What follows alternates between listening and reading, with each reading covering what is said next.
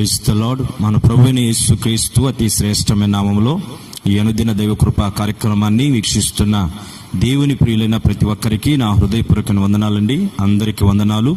కొద్ది నిమిషాలు దేవుని వాక్యాన్ని మనం ధ్యానం చేసుకుందాం. పరిశుద్ధ లేఖనము నుండి హోషేయ గ్రంథం 7వ అధ్యాయము 8వ వచనాన్ని చదువుకుందాం. ఎఫ్రాయిము ఎవరునూ త్రిప్పివేయని అప్పము వంటి వాడాయను. Praise the Lord. హల్లెలూయా.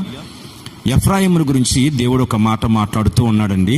ఎఫ్రాయిము ఒకప్పుడు ఆత్మీయ స్థితిలో ఒక ఉన్నతమైన అనుభవంలో నడిపించబడిన వ్యక్తి, దేవునికి లోబడిన వ్యక్తి, దేవుని మనస్సును దోచుకున్న వ్యక్తి. దేవుడు అంటాడు కదా ఒకసారి మాట్లాడుతూ, ఎఫ్రాయిమా నాకు ఇష్టమైన కుమారుడా అని ప్రభువు పిలుస్తూ వచ్చాడు. అంటే దేవుని ఎదుట ఎఫ్రాయిం యొక్క నడక ఒకప్పుడు చాలా శ్రేష్టమైనదిగా ఉంది. దేవుని మనసును దోచుకున్నట్లుగా ఎఫ్రాయిము తన జీవితాన్ని కట్టుకున్నాడు, పరిశుద్ధంగా బ్రతికాడు, దేవునికి లోబడిన వ్యక్తిగా ఉన్నాడు. అయితే మనం ఈ వచనాన్ని బట్టి గమనిస్తే ఒకప్పుడున్న స్థితి ఇప్పుడు ఎఫ్రాయిములో కరువైపోయింది. ఒకప్పుడున్న ఆత్మీయ స్థితి ఎఫ్రాయిములో ఇప్పుడు లేదు. ఎందుకను లేదు అని మనం ఆలోచన చేస్తే ఈ వచనంలో రాయబడింది, ఎఫ్రాయిము ఎవరునూ త్రిప్పివేయని అప్పం వంటి వాడాయను అంటాడు ప్రభు. అప్పము అంటే ఒక రొట్టె అనుకుందాం. ఒక రొట్టెను రెండు వైపులా కాల్చినప్పుడే ఆ రొట్టెకు రుచి ఉంటుందండి. అనేకులు తినడానికి అది ఆహారంగా మార్చబడుతుంది. ఒక ప్రక్కన కాలి ఒక ప్రక్కన రొట్టె కాలకపోతే పచ్చి పచ్చిగా ఉంటుంది, పచ్చికంపు కొడుతుంది, తినడానికి పనిచేయదు. ఈ ఎఫ్రాయిము ఎలా అయిపోయాడంటే ఎవరు త్రిప్పివేయలేని అప్పం వంటి వాడైపోయాడు. అంటే ఒక ప్రక్కన కాలిన రొట్టె లాంటి వ్యక్తిగా మారిపోయాడు. ఇతని వలన అతనికి ఉపయోగం లేదు, అతని వలన తనతో ఉన్న వారికి కూడా ఉపయోగం లేదు, అతని వలన తను సృష్టించిన దేవునికి కూడా ఉపయోగకరమైన వ్యక్తిగా, యోగ్యమైన పాత్రగా లేడు. దీని అంతటికి కారణం ఏంటంటే అతడు బలహీనుడైపోయాడు. సరే, బలహీనుడయ్యాడు కదా అని దేవుడు అతన్ని బలపరిచి సరిచేసి మరలా కోల్పోయిన ఆత్మీయ స్థితిలో నిలబెట్టాలని దేవుడు ప్రయత్నం చేసినప్పుడు ఆ ప్రయత్నాల్లో ఎంత ప్రయత్నం చేసినా అతను తిరగట్లేదు. అంటే తిప్పాలని చూస్తున్నా, తన మనసును మార్చాలని ప్రయత్నం చేస్తున్నా ఆయన త్రిప్పివేయలేని అప్ప వంటి వాడిగా మారిపోయాడు. Praise the Lord. హల్లెలూయా. ఈ రోజున చాలాసార్లు మన జీవితంలో కూడా దేవుడు ఆశీర్వాదాన్ని మనం కోల్పోతున్నప్పుడు, దేవునికి దూరం అయిపోతున్నప్పుడు, ప్రార్థన జీవితంలో వెనకబడుతున్నప్పుడు, విశ్వాసంలో బలహీనమైపోతున్నప్పుడు, ఆత్మీయ పరుగు పందెములో పరిగెత్తవలసిన మనం ఆగిపోయి సమస్యలు నిరసించినప్పుడు దేనిని బట్టి మనం ఆగిపోతున్నామో, దేనిని బట్టి మనం బలహీనం అయిపోతున్నామో, ఏ విషయంలో మన సమస్య వెళ్ళిపోతున్నామో ఆ విషయాలు దేవుడు గమనించి మనల్ని బలపరచడానికి కొంతమంది సేవకుల్ని ప్రభు ఎన్నుకుంటారు. అలాగే కొంతమంది ఆత్మ సంబంధమైన బిడ్డల్ని, విశ్వాసులు కూడా దేవుడు ఎన్నుకొని నిలబెడతాడు. కొంతమంది పెద్దల ద్వారా మనల్ని హెచ్చరిస్తాడు. అంటే మనం త్రోవ తప్పి ప్రవర్తిస్తున్నప్పుడు మనల్ని త్రోవలో పెట్టడానికి పెద్దల ద్వారా, విశ్వాస సంబంధంగా జీవిస్తున్న మంచి విశ్వాసుల ద్వారా, అలాగే సేవకుల ద్వారా, కొన్నిసార్లు దేవుడే కళల ద్వారా, దర్శనాల చేత, అలాగే ధర్మశాస్త్రం వాక్యము ద్వారా మనల్ని గద్దించి మన తప్పును తెలియపరిచి మనం సరిచేసి ఆశీర్వాదానికి యోగ్యులుగా ఉండినట్లుగా దేవుడు ప్రయత్నం చేస్తూ ఉంటాడు.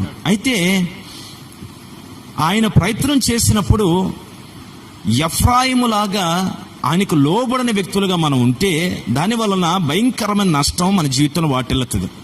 మేలుకు ప్రతిగా కీడును అనుభవించాల్సిన పరిస్థితి, సంతోషానికి బదులుగా దుఃఖాన్ని మన జీవితంలో దిగమింగువలసిన పరిస్థితి వస్తుంది.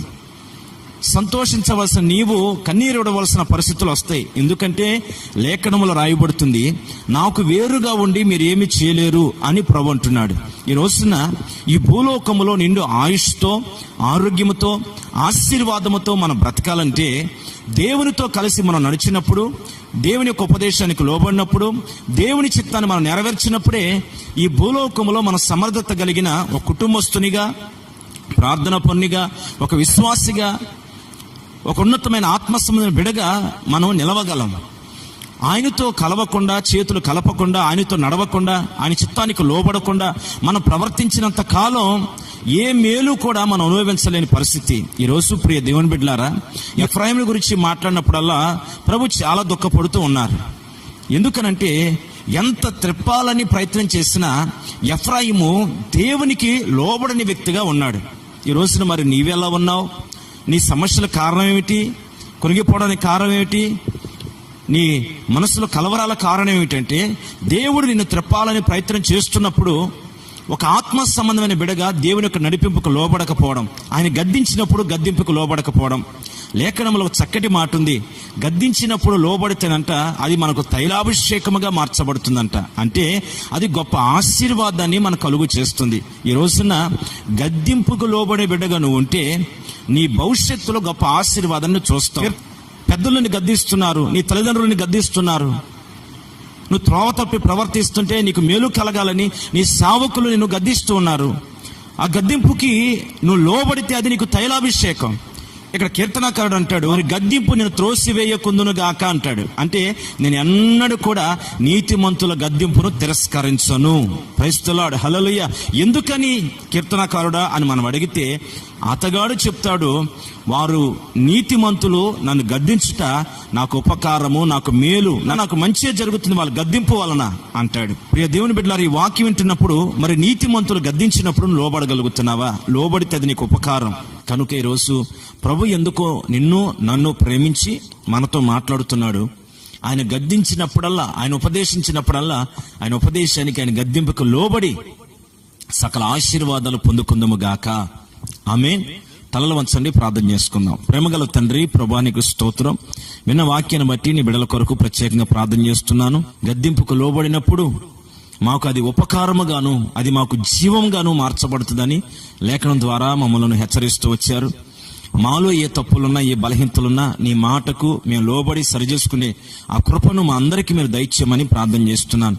మీరు మాట్లాడుతున్న ప్రతి మాటకు లోబడుతూ జీవితాలను కట్టుకుని ఒక ఆశ్చర్యకరమైన మార్గంలో నడవడానికి కృప ప్రతి బిడకు మీరు అనుగ్రహించి మహిమ, ఘనత, ప్రభావాలు మీరు పొందుకొనమని, ఈ వాక్యములో ఉన్న జీవం చేత ప్రతి కుటుంబాన్ని నింపి వర్ధిల్ల చేస్తున్నందుకే వందనాలు చెల్లిస్తూ యేసు పరిశుద్ధ నామములో ప్రార్థన చేసి స్తుతించి వేడుచున్నాం పరమ తండ్రి. ఆమేన్.